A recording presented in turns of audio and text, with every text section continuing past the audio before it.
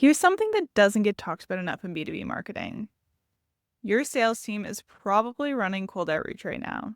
Sequences, LinkedIn messages, the whole thing. And meanwhile, some of those exact same people, the ones on your target account list, have already been listening to your podcast for months. They know your point of view, they trust your thinking, but you and your sales team have no idea. That's not just a missed opportunity. That's a warm lead potentially going cold because those insights were never surfaced. So how can you connect your brand's podcast back to pipeline activity? Let's actually walk through how this works together. Because once you see the logic, it's pretty straightforward. Step 1 is identifying the listener. Not just how many people downloaded your episode, but who are they? What company they work at? What their role is? How many episodes they've come back for? Those kinds of insights. Step 2 is connecting those listeners to existing accounts. If someone at a target company has been listening consistently, that company just became a lot warmer. You're not starting from zero. You have context, you have relevance, and you have a reason to reach out.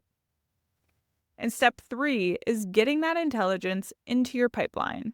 That means making sure the insight doesn't just live in a podcast dashboard that your sales team never opens. It needs to show up where they're actually working, which, for most B2B teams, is your CRM. Let me show you what this actually looks like. In CoHost B2B Analytics dashboard, you'll find your listener data broken down by company, job role, seniority, company size, industry, revenue, location, and finally, the episode they listened to. You can immediately start to spot patterns. For example, internet and software services is a popular industry, senior marketers are often listening, and large organizations are clearly resonating with your content. And the thing that's really useful for marketing and sales alignment is that you can filter this by your ICP. So if you want to see only companies above a certain size or in a specific industry, you can cut it down to exactly the accounts that matter most to your pipeline. Now, here's where step 3 happens, getting this into your CRM.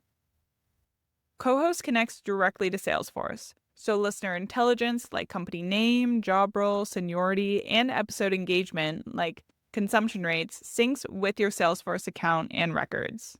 So when a rep pulls up an account, they can see that people from that company have been listening to the podcasts. That completely changes the outreach conversation. Instead of a generic cold sequence, your rep can open with something directly tied to the content that that person has shown interest in through the podcast. And it also means your marketing team and sales teams are finally working from the same data, not two separate dashboards that never talk to each other. A classic. The thing I always come back to is that your podcast is already generating this data. Every time someone listens, that's a signal. The question is just whether it's making its way to the right people and the right places that can actually act on it. If your sales team is treating your podcast listeners as an unknown audience, that's a gap worth closing. And honestly, it's not that hard to close once you have the right setup. If you want to dig into how this works for your show specifically, check out the link in our description and we're happy to walk you through it.